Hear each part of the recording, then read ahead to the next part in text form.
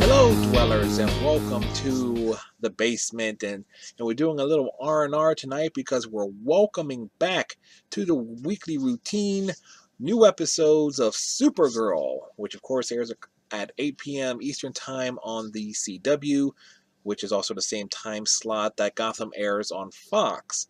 For those of you who don't know how I handled covering both shows, is that I would watch Supergirl on Monday evenings, and Gotham I try to watch either on Tuesday mornings or Tuesday evenings prior to the new episodes of The Flash. Kind of makes Tuesdays a little bit more complicated when you also factor in I also cover Agents of Shield, and of course, as I announced last night, I will cover DC Legends of Tomorrow on Wednesdays, with along with Arrow. So it's basically multiple shows over the course of 3 nights to start the week. That said, let's talk about tonight's episode of Supergirl. It was episode 9 of season 2, Supergirl Lives. Obvious first question, was this a good episode or was this a bad episode?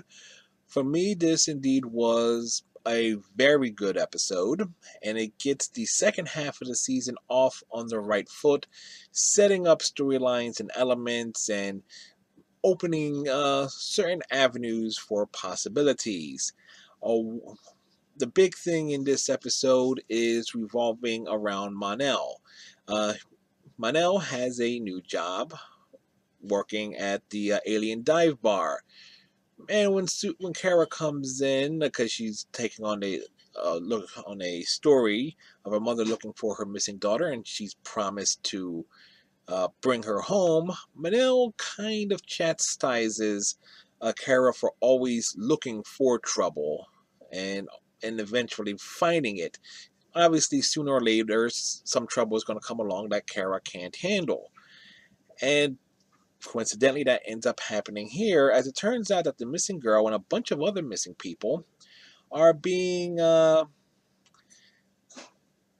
used as alien slave labor, and who's behind this intergalactic human trafficking is Roulette, who you would recall debuted earlier this season, running an alien fight club operation. After that was broken up, she went out into outer space thanks to one of her fighters informing her about this moon Mandora. It's called Slaver's Moon, which is basically the heart of intergalactic slave trading.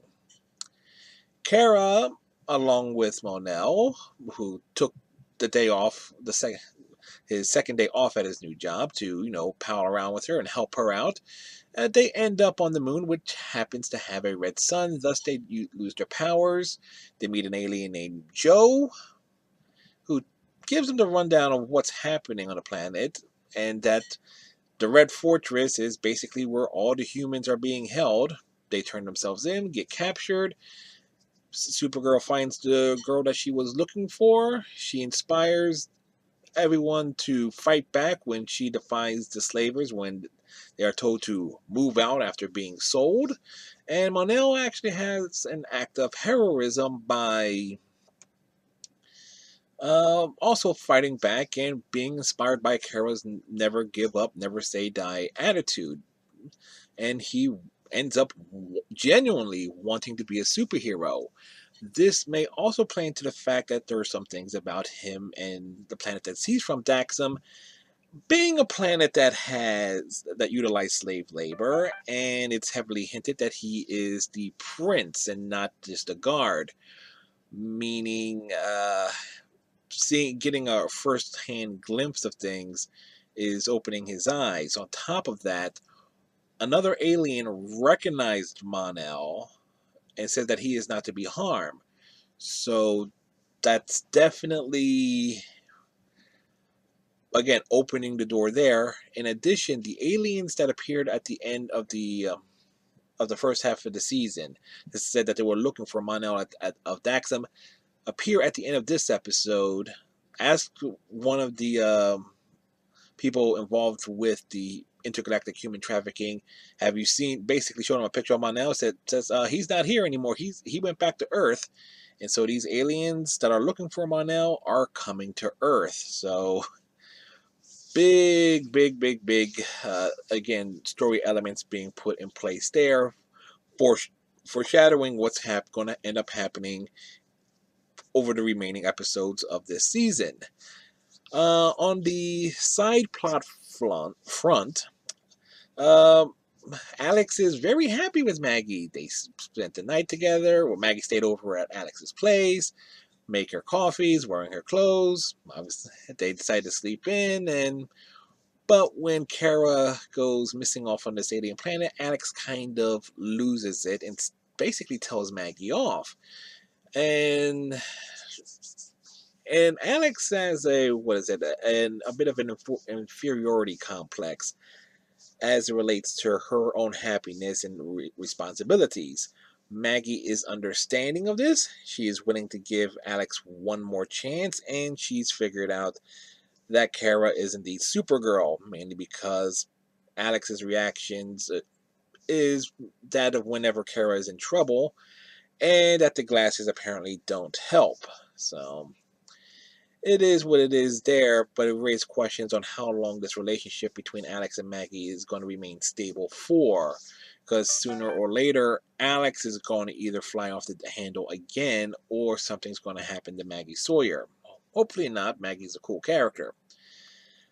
Then we have the stuff with Wynn. The cold opening of this episode saw Supergirl pursuing jewel thieves, and coming off of the epic crossover event, uh,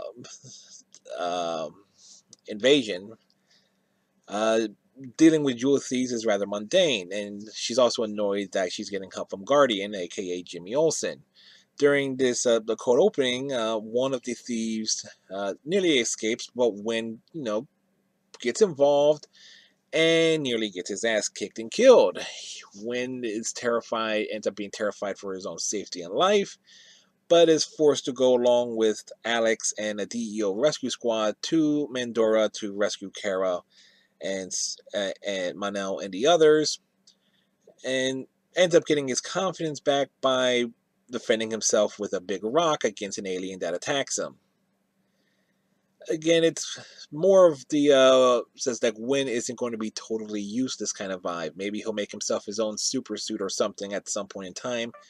Considering he is the son of Toyman, if memory serves me right, it definitely opens the door there for Wynn to be some sort of prankster-based superhero if they decide to go down that particular avenue.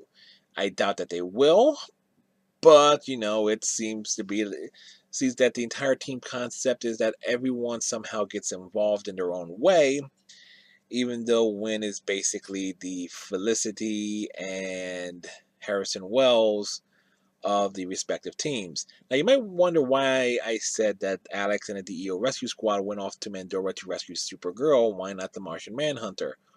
Well, the planet Mandora has an atmosphere that's toxic to Martians, and basically is going to be the last place that John Jones is going to want to go.